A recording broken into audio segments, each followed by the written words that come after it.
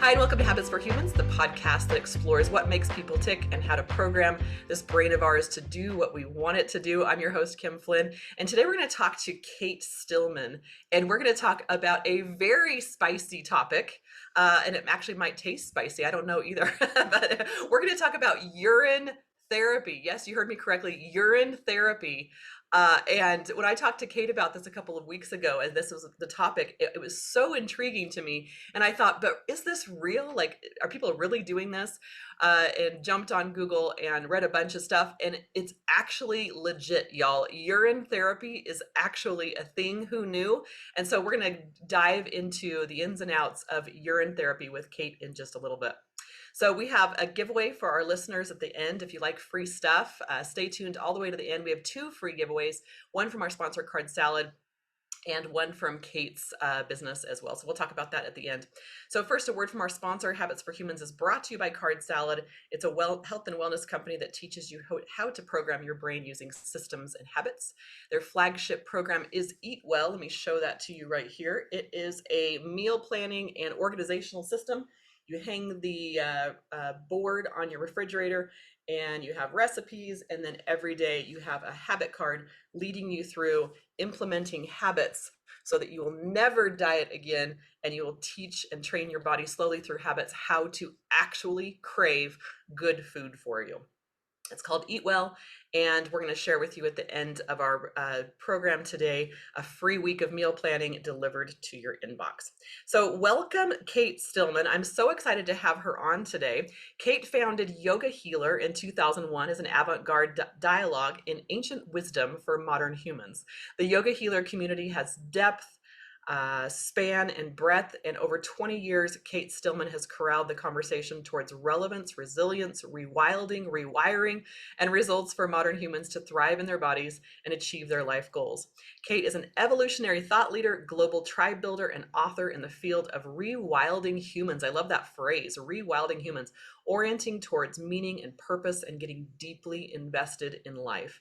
Cate developed the course curriculums and mentoring community for Body Thrive, Master of You, Living Ayurveda, and I hope I'm saying that right, Ayurveda course, and yoga health coaching. Cate splits her time between the mountains in Teton Valley, Wyoming, and Punta Mita, Mexico. She is an avid mountain biker, skier, and surfer, and mother of one. And even today, she was like, oh, there's powder. I want to go skiing today. So we're so excited to welcome Cate. And Cate, we always start with your number one habit to manage your own mental wellness. What is a practice that you do to manage the stress of daily life? I mean, it's gonna be a toss-up between intermittent fasting and urine therapy. And we're gonna get deep into urine therapy. And I imagine many of your listeners already know that intermittent fasting is where you allow your digestion to rest, usually at least 16 hours per 24-hour cycle. I love it. Well, take it away. Let's launch into, that could be a completely different podcast, intermittent fasting, which is also a great topic. But let's talk about urine therapy.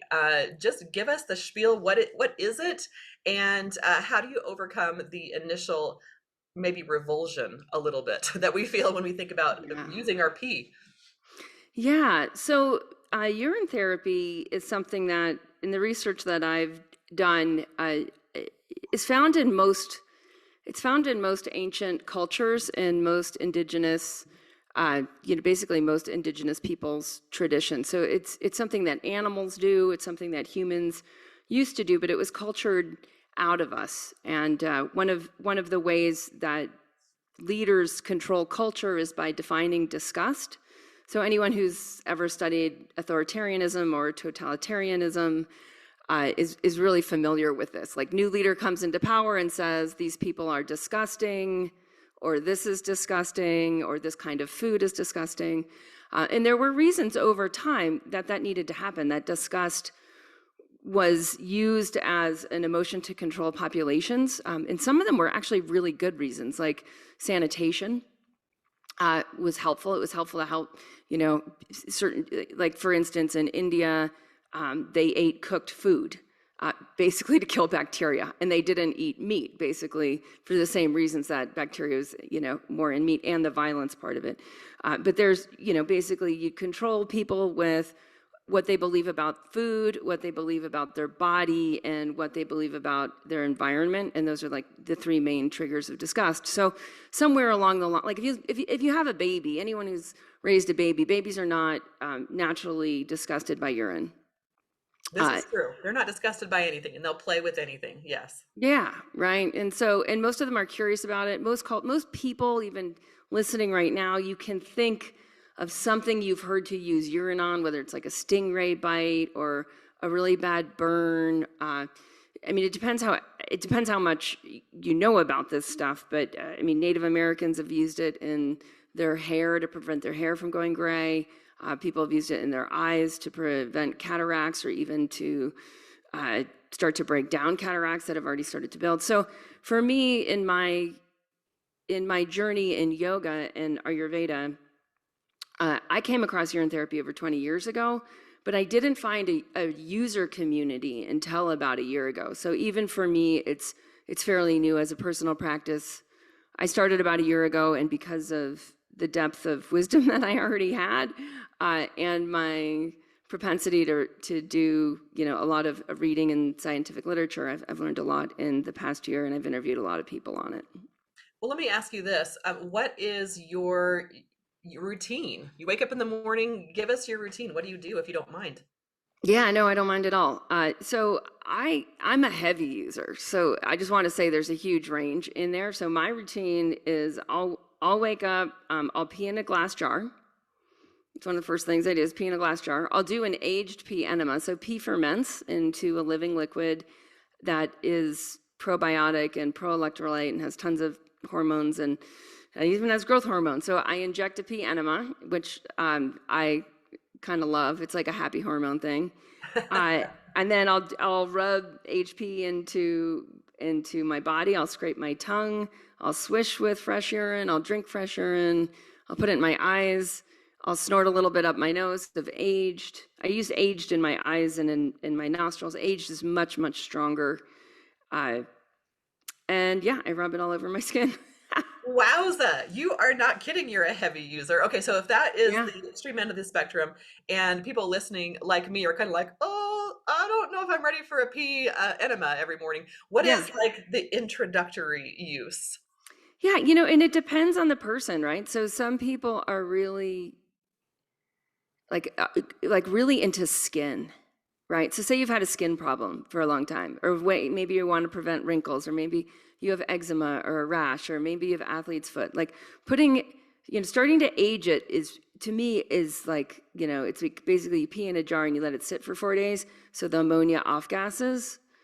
Then it's way more potent. Like the alkalinity goes way up. So anyone here who knows that they have inflammation or oxidative stress, you probably know you want your diet to be more alkaline than acidic. You probably know you already have a certain level of acidity. So just getting that, like, wow, in just a few days, it changes significantly. Now it's more potent as a medicine for whatever you would want to use it on. Say you have issues with your teeth and your gums, and maybe you have receding gums, like just swishing, you'll start to notice a difference in your mouth really within a few days. So it all depends. A lot of people start homeopathic, where you just dilute your pee, and you just pee in it and put it in a little 1 ounce eyedropper bottle and put a few drops under your tongue, and just start to notice like what happens. And it's depending on your level of how basically subservient you've been to cultural norms, usually determines the level of disgust. So like the more of a rebel you are, the more you're gonna like just take right to it. The more of like a good girl or a good boy you are, probably the more you're gonna have to overcome. So start with something that you want to change.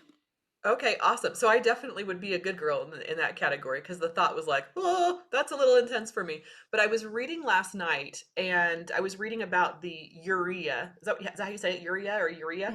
Yeah, It's urea. that actually is a common ingredient in skin, like skincare treatments. Can you talk about like the science behind how it works and what it does on your skin? Yeah, so let's just go into, before we go into urea, let's just go into urine Hmm. in general, right? So urine is ultra plasma filtrate, meaning it's been the plasma of your blood, right? So it's your blood that's being filtered through your kidneys. And that's really different than your poop. A lot of people are confused about, like poop has not been circulating in your blood, right? You eat, it goes into your stomach, it goes through your small intestine, it goes through your colon, and you poop it out. Pee does not work that way. So pee it's like cycling through your liver, it's cycling through your bloodstream for and your kidneys are pulling stuff out. So your pee is a blueprint of everything that's been in your blood lately. And so urea if we look at then 100% of urine, 95% is water. You've got like 1 to 2% urea. You got about close to a 1% uric acid. And then you have everything else that's in your blood. All the hormones, all the neurotransmitters, growth hormones, stem cells, like all the stuff that's in your blood is in your pee. So urea, when you look at the skin care studies on urea, and there's an excellent one in 2021 out of Barcelona, what's cool is like urea is the softening agent, it's the demulcent, and it's the hydrant. So it hydrates the skin. It's able to move through the 7 layers of dermis. So when you just look at actually urea itself, it breaks down into a lot of different things. There's a lot of things just in urea itself, right, that are doing a lot of different actions. So say you have acne, say someone listening has a teenager with really bad acne, part of what the urea is going to do is it's actually going to break down pathogens in the skin. But it's also going to hydrate to different levels of depth of the skin. So say someone has like a mixed skin type where it's like dry and oily and they get these really angry red zits. Like there's issues with hydration, there's issues with toxins, there's issues with oil breakdown. And what the urea is going to do is it's going to be a digestive function, but also a communication function for what's happening in the blood through what's happening on the surface. So the urea on your skin, so you put it on your skin and it's going to moisturize, which is so crazy because you always think of like pee as being drying, but it's a moisturizer, and it also takes off the top layer of your skin. What's that called? I wrote on a note here. A keratolytic, I don't know. Anyway, it peels off your skin, the top layer, but also moisturizes at the same time. So you can see why it would be so great for your skin. Do you put it on and just leave it? Do you wash it off? Yeah. What would you recommend? Yeah. I mean, again, like, so urine is an intuitive medicine. So it'll teach you how your urine is your own perfect medicine, and it will teach you how to use it. So you don't need to know anything, and you don't really need to ask any questions, which is so foreign. Like we're so used to being told, like, ask your doctor, for advice on blah, blah, blah. So urine's the opposite. It is absolutely the number one rewilding habit, which is why it caused me to write the book Wild Habits. It's like, once you kind of get what's going on in your physiology, you can design for what you want. Okay, so I think that's the most powerful statement I've heard from you so far. Urine will, but maybe everything. Maybe this applies to everything in our life. If we're just intuitive about it, it will teach you how to use it. If you're deeply intuitive about what you're eating and what you're putting into your body, and what you're putting onto your body, and just listen to yourself. Will you talk to us more about that? And what do you mean by rewilding? Yeah, so conventional habits, to me, are the habits of chronic inflammation. The habits of chronic inflammation parallel the rise of increased sugar consumption, increased vegetable oil consumption, increase in glycosates.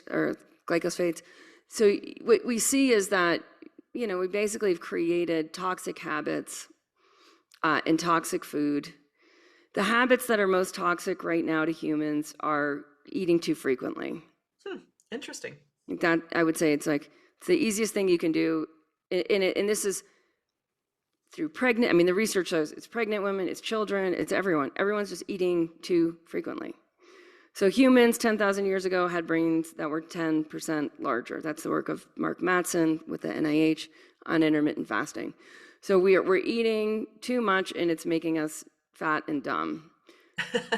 We're dying of the diseases of chronic inflammation, right? The diseases of chronic inflammation are cancer, our lung disease, our heart disease, our autoimmune and immune diseases. So any of these organ failures, it's due to chronic inflammation. Okay, so we have to go here.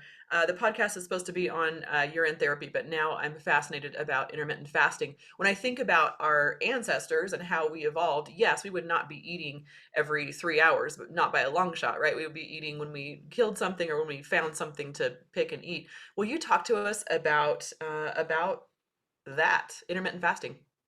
Yeah. I mean, the other thing is that we were eating on the move. So we Mm-hmm. weren't sitting on our asses all day and then going to sleep at night and wondering why we don't sleep well, right? Mm-hmm. We were moving to find food. So just if we look at our physiology is designed to burn fat for fuel. And it can't unless you've fasted for at least 13 hours, and then it kicks in to burning fat for fuel. So right at that hour 13 is when you start to experience autophagy and apoptosis, meaning your cells are able to digest what's within them and around them, including excess calories or food particles, including pathogens or viruses or bacteria or dysbiotic bacteria the body doesn't want. That digestion doesn't even start until you haven't eaten for 13 hours or had any calories.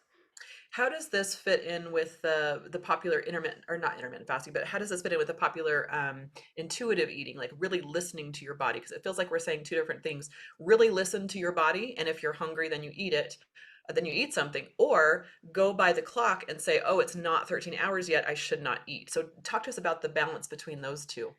Yeah, so if anyone's having cravings for food that you just know, like it's not doing you any favors, that means that you've lost a lot of body intelligence there. So you can't trust your intuition because basically have been modeled by factory food to some degree and by modern habits of eating too frequently. So your hormones are messed up. So your cravings are messed up. And the hormones are leptin and ghrelin. It's like the I'm full, I'm hungry hormones are all out of whack. So you have to start to fast in order for those hormones to come back into balance. For those who follow Dave Asprey uh, and Bulletproof Coffee and all that, basically what they found is in his research with the Tibetan monks, they were putting yak butter into tea and extending their fast that way. So yeah, I mean, basically fat is about a 50 to 100 calories per tablespoon, but it actually can keep your body in ketosis or can keep your body burning fat for longer without those cravings. Interesting. I think that's really profound. Yes, you want to be able to get to a place where you truly can trust your body, but you can't trust your body if it's been programmed to just be wonky, to not be healthy with hormones or just habits. That makes sense to me. That makes sense to me.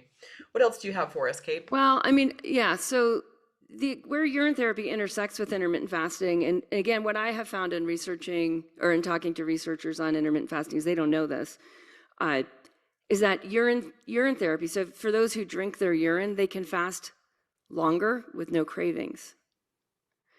So the body produces about 100 calories of urine a day. So urine is not 0 calories, but they're very valuable calories. They're full of amino acids. So your body builds protein out of amino acids. You build muscle tissue out of amino acids. So simply, like what my community's noticed, and again, like I lead a community at Yoga Healer. This spread through I have a very advanced yoga community, and we have beginners coming in all the time.